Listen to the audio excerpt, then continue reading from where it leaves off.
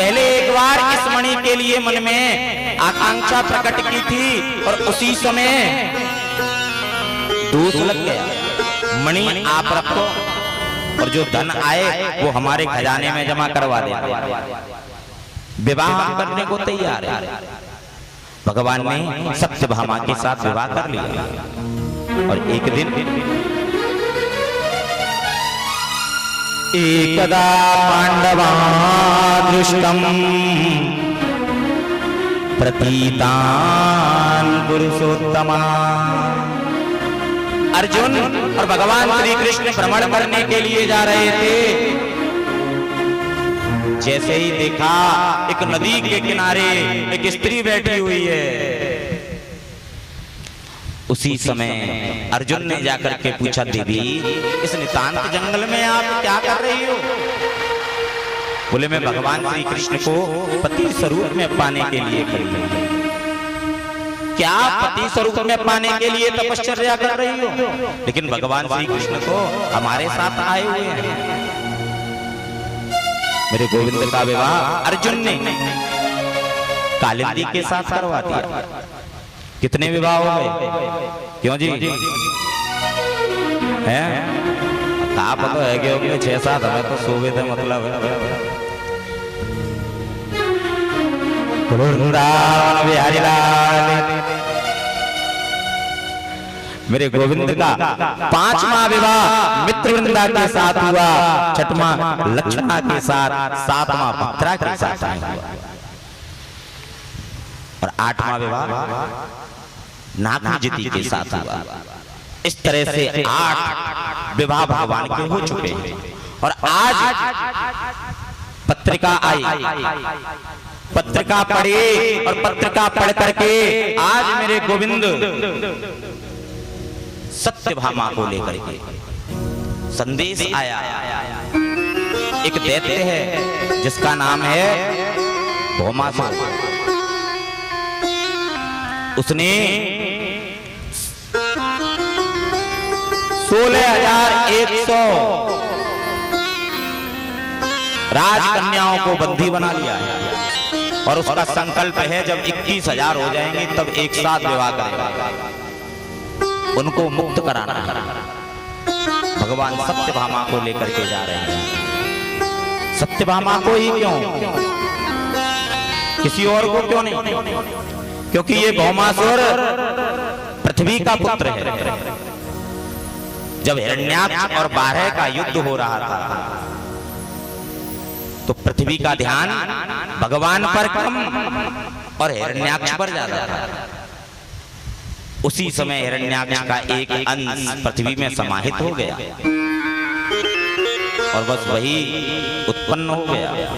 कहने का भाव जैसा देखोगे वही सामने आएगा। इसलिए नेत्रों से प्रयास करो अच्छा देखा जाए, भगवान के गुणगान को देखा जाए। सुखदेव जी महाराज कहते हैं, राजा परीक्षित आज मेरे गोविंद सत्यभामा को लेकर के पधारे, क्योंकि सत्यभामा ने निवेदन किया था, प्रभु दुष्ट है, दुष्ट को मारना मत। भगवान बोले दुष्ट को तो मारा ही जाता है। तो ठीक है प्रभु, जब तक मैं 3 बार ना कह दूं तब तक आप इसको मारना मत। और ये सत्यभामा पृथ्वी का अवतार है। सुखदेव जी महाराज कहते हैं, राजा परीक्षित आज सत्यभामा को लेकर के पधारे हैं और जैसे ही भौमासुर ने देखा भगवान श्री कृष्ण आए हैं, विकराल स्वरूप बना करके मारने के लिए खड़ा हो गए। भगवान ने छोड़ दिया। दूसरी बार बने आया, सत्यभामा बोली प्रभु इसका उद्धार करो। भगवान ने छोड़ दिया। दूसरी बार में भी छोड़ दिया और सत्यभामा ने जैसे ही तीसरी बार कहा, मेरे गोविंद ने भौमासुर का उद्धार कर दिया।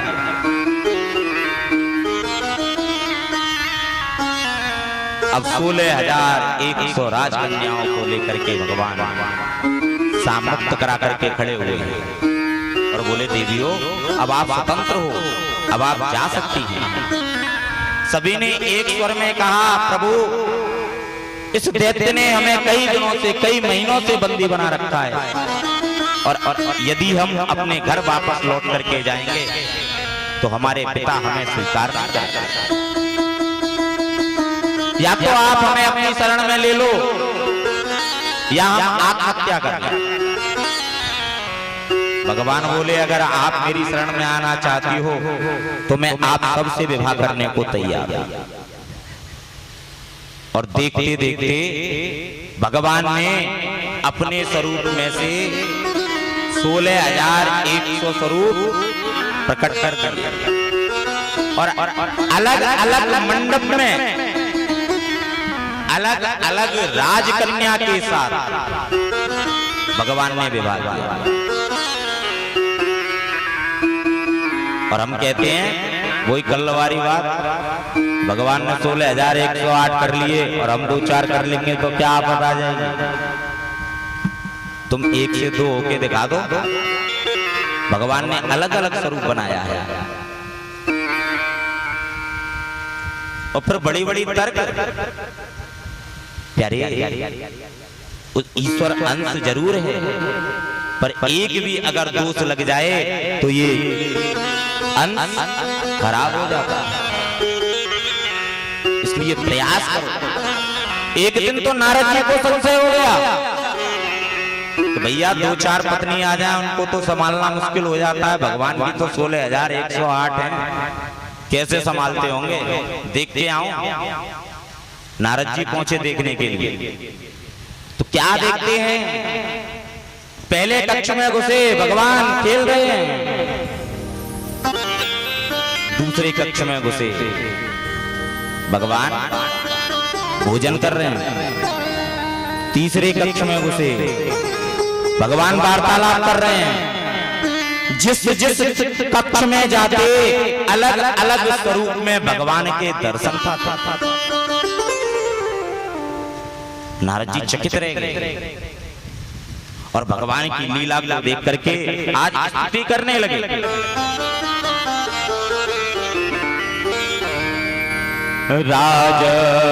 राजव्यदेहो दक्षिणे मातुली कन्या गृहस्थो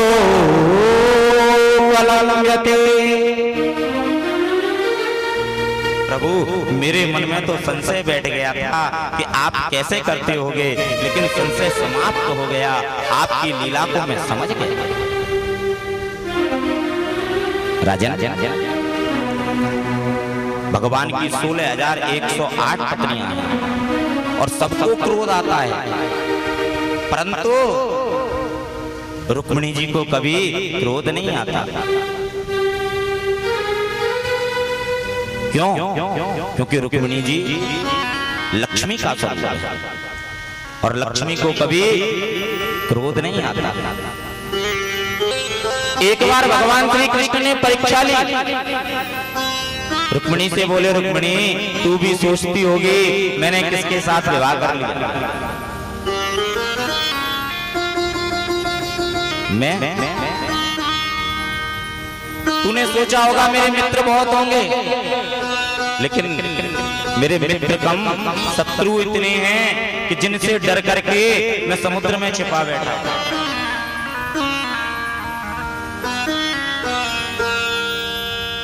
तूने सोचा होगा मेरे पास धन बहुत होगा,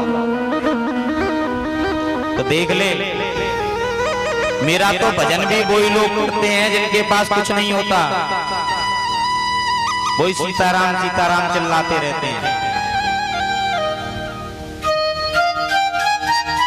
और तूने ये भी सोचा होगा कि मैं सुंदर होऊंगा, तो कोई मुझे काला कहता है, कोई सांवरा कहता है, कोई कुछ कहता है, कोई कुछ कहता है, मैं तो सुंदर भी नहीं हूं।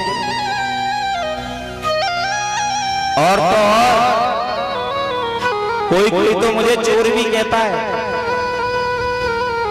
अभी भी कुछ नहीं बिगड़ा है, तू मुझे छोड़ दे और शिषपाल के यहाँ चले जा।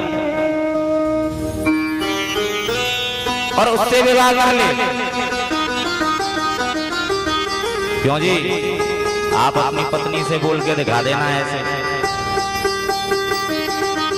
बोल सकते हो?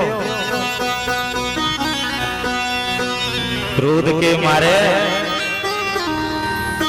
रुक्मिणी जी को क्रोध नहीं आया, नेत्रों से अश्रु निकल आए और मूर्छित होकर के गिर पड़ी।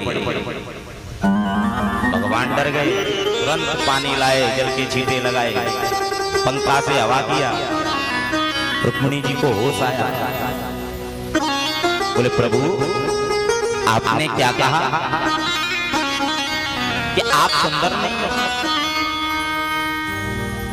अरे प्रभु जब आप सुंदर नहीं हो तब तो ये है, और जब नेका सुंदर होते तो क्या होता? और वो तो अच्छी बात है कि तुम पुरुष हो, और कहीं तुम स्त्री होते तो।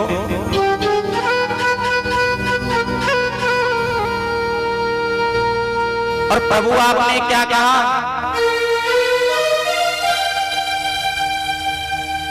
कि मैं शत्रुओं से डर के बैठा हूं? अरे जहां आप खड़े हो जाते हैं वो तो शत्रुओं पर विजय प्राप्त कर लेता है। आपका खड़ा होना ही इतना है, तो जब आप रणभूमि में उतरेंगे तब क्या होगा? सुखदेव जी महाराज कहते हैं राजा परीक्षित, भगवान ने परीक्षा ली कि लक्ष्मी को क्रोध आएगा कि नहीं, लेकिन आज वास्तव में मान गए कि ये साक्षात लक्ष्मी ऐसे ही नहीं है, क्योंकि शक्ति के 3 स्वरूप हैं, महाकाली, महालक्ष्मी और महासरस्वती, और तीनों ही स्वरूप शक्ति के हैं, और शक्ति मात्र शक्ति, इसलिए भारत को मां कहा जाता है। ये संस्कारवान देश है, हमारे संस्कार ही हमारी पहचान है। इसलिए गृहस्थ में चाहिए, क्योंकि जब विवाह होता है ना तो लक्ष्मी और नारायण को साक्षी मान करके कराया जाता है, लक्ष्मी को घर खिलाया जाता है। लक्ष्मी बन के रहिए, यदि लक्ष्मी बनेंगे तो घर को वैकुंठ बना देंगे, और यदि काली बनेंगे, क्योंकि क्रोध का नाम काली है और ज्ञान का नाम सरस्वती है। सरस्वती बनो, लक्ष्मी बनो, काली मत बनो। यदि घर में रहना है, घर को संपन्न बनाना है, समृद्ध बनाना है, तो लक्ष्मी बनो। काली तो शमशान में वास करती है, काली बनोगी तो शमशान बन जाएगा, और लक्ष्मी बनोगी तो घर वैकुंठ बन जाएगा। और जब एक बार घर वैकुंठ बन जाएगा तो नारायण भी आ जाएगा, रिद्धि भी आ जाएगी, सिद्धि भी आ जाएगी, लक्ष्मी भी आ जाएगी, शुभ भी आ जाएगा, और लाभ भी आ जाएगा। ओ मीठी रस से भरियो राधा रानी लागे, महारानी लागे, ओ मन कारो पारो यमुना जीरो पानी लागे। मीठे रस से भरियो राधा लागे, रानी लागे, पानी पारो यमुना जीरो पानी लागे।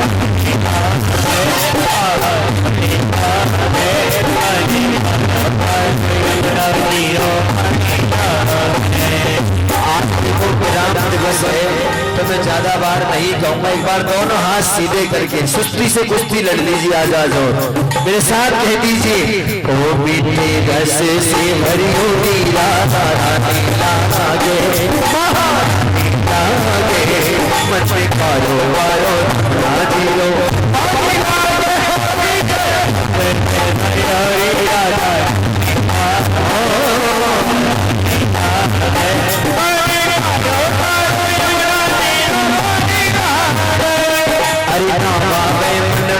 मिश्री ना कोई मिठाई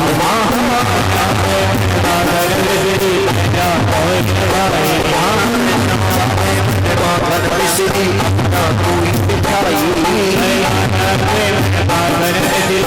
ना कोई मिठाई, अरे भारी जी बढ़िया जी बढ़िया राधा राम बजाई, भारी जी बढ़िया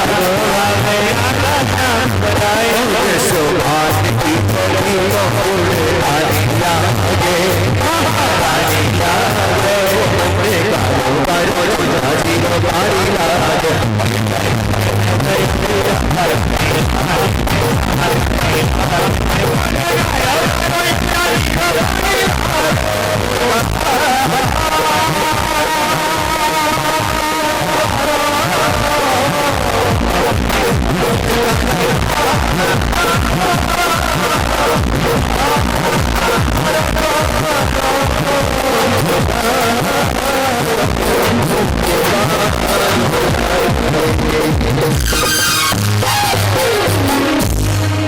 बाणस्य तनया मृषामुपैरुत्तमा तत्र युद्धमभूवुरं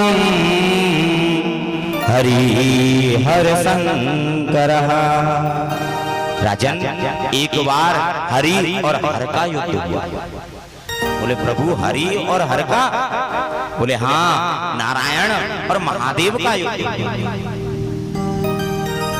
एक बाणासुर नाम का दैत्य था और एक दिन भगवान शिव का तांडव करने का मन हुआ और भगवान शिव तांडव करने के लिए पहुंचे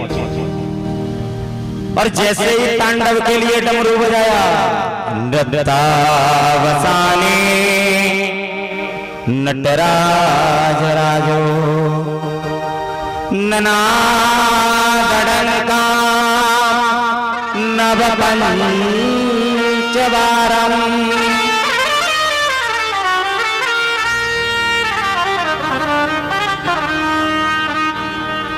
आज हिंदी दिवस है। आज के ही दिन हमारी भाषा, मातृभाषा हिंदी को घोषित किया गया था और ये सभी देशों में तीसरे नंबर पर सबसे ज्यादा बोली जाने वाली भाषा है। धन्य ये श्लोक जिसमें संस्कृत भाषा का उदय हो रहा है। नृत्यावसाने नटिराज राजो ननादडंका नवपंचवारम। एक तरफ से 9 और एक तरफ से 5 बार डमरू को बजाया और उसमें से जो शब्द निकले उन शब्दों को पाणिनीय, पतंजलि और कात्यायनी मुनियों ने ग्रहण कर लिया और वरदराजाचार्य जी की कृपा से उद्यर्थ कामासन काज सिद्धते नीततिमरसम शिवसूत्र जालम। सनकादिकों की कृपा से, भगवान शिव के आशीर्वाद से उन 9 और 5 शब्दों को ऐसा ग्रहण किया, शिवसूत्र जाल बन गया। संस्कृत भाषा में पूरी व्याकरण इसी से भर गई। और भगवान ने जैसे ही तांडव नृत्य किया, उसी समय बाणासुर आ गया और बाणासुर ने आकर के मृदंग बजाना प्रारंभ कर दिया और भगवान शिव तांडव करने लगे।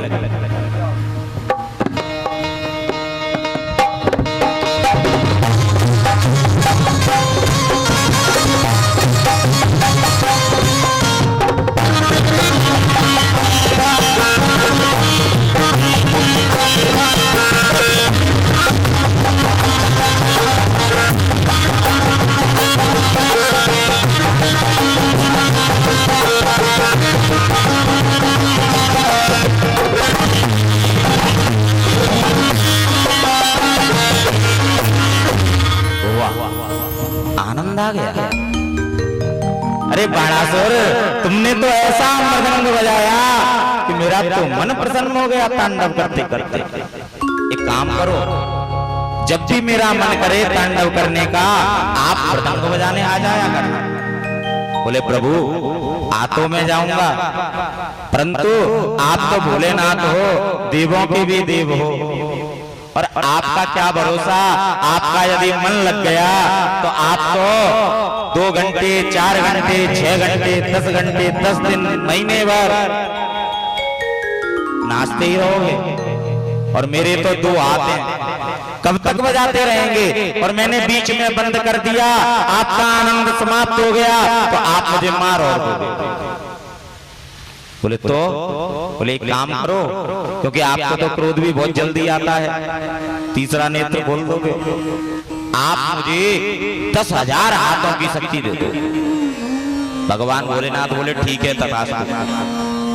बोले क्या मेरे हाथों में 10,000 हाथों की शक्ति आ गई? बोले हाँ, तेरे हाथों में 10,000 हाथों की शक्ति आ गई। बोले अच्छा प्रभु, कैसे विश्वास करूं?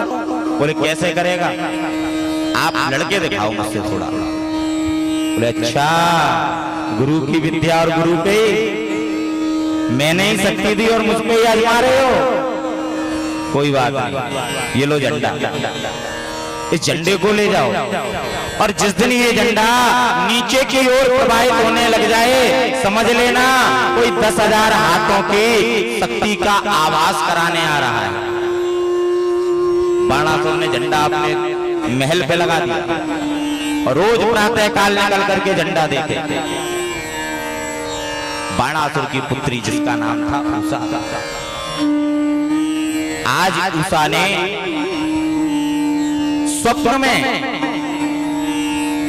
भगवान के पौत्र अनिरुद्ध का दर्शन किया और अपनी सखी चित्रलेखा को बताया।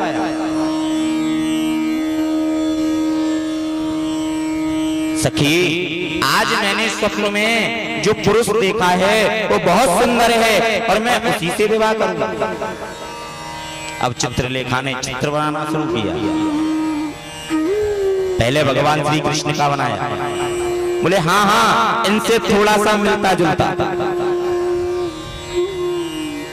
फिर प्रद्युम्न का बनाया, बोले हाँ हाँ थोड़ा सा और जैसे ही अनिरुद्ध का बनाया, देख करके बोली यही है और मैं इसी से विवाह करूंगी, कैसे भी करके मुझे लागा दे। अब चित्रलेखा जा रही है और जैसे ही द्वारिका में पहुंची, द्वारिका में प्रवेश नहीं मिला, क्योंकि सुदर्शन रक्षा कर रहा है द्वारिका की। सुखदेव जी महाराज कहते हैं राजा परीक्षित, अब चित्रलेखा विचार करने लगी कि कैसे प्रवेश करूं द्वारिका में। नारद जी के पास पहुंची और नारद जी से निवेदन करती है, प्रभु कोई मार्ग बताओ, कोई ज्ञान दीजिए। बोले चित्रलेखा, जब तक मैं यहाँ तुझसे बात करूंगा तब तक तू एक काम कर,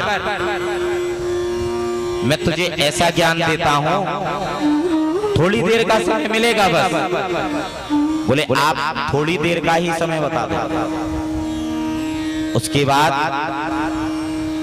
मैं अपना कार्य करके ही चली जाऊंगा।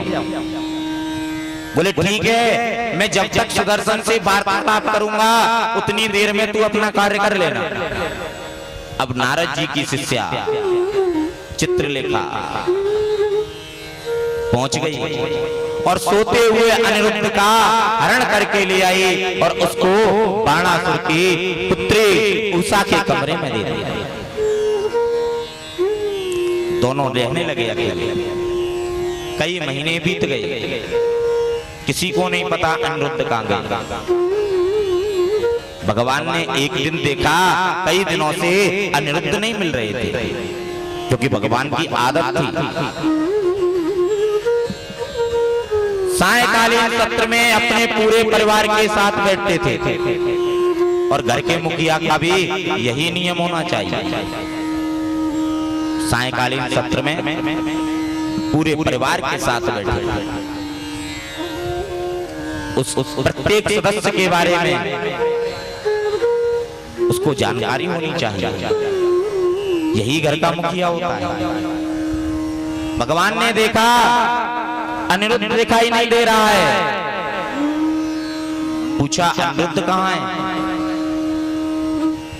सुदर्शन को बुलवाया गया। सुदर्शन, कौन कौन आया है द्वारिका में, बताओ। हम संसार में कहीं भी जाएंगे तो हमें सनौफ के नाम से जाना जाएगा, पिता के नाम से जाना जाएगा। लेकिन तीर्थ में जाएंगे तो गुरु के नाम से जाना जाएगा, क्योंकि गुरु बिन भवनिध तरहि ना कोई, जो विरंच शंकर सम होई। भगवान शिव ने भी गुरु बनाए, भगवान राम ने भी गुरु बनाए, और गुरु प्रत्येक व्यक्ति को बनाना चाहिए, क्योंकि बिना गुरु से जीवन में कल्याण नहीं। आज गुरु के मार्गदर्शन से ही चित्रलेखा अनिरुद्ध का हरण करके ले गई। सुदर्शन से पूछा गया, बोले नारद जी की शिष्या चित्रलेखा आई थी और वो हरण करके ले गई। अब तो भगवान ने रथ सजाया और आज बाणासुर के महल की ओर जा रहे हैं। और जैसे ही बाणासुर के महल की ओर पहुंचे, आज बाणासुर ने अपने महल के बाहर ध्वजा को देखा तो क्या देखता है, ध्वजा नीचे की ओर बह रही है। आज कोई आ रहा है। अंदर जाकर के उसने अपने कवच कुंडल तैयार किए, और जैसे ही भगवान ने पांचजन्य नामक शंख बजाया, आज समझ गया कि कोई योद्धा आ गया जो मुझे 10,000 हाथों का बल बताएगा। देखते देखते बाणासुर और भगवान श्री कृष्ण में युद्ध प्रारंभ हो गया। बाणस्य तनयामुपामये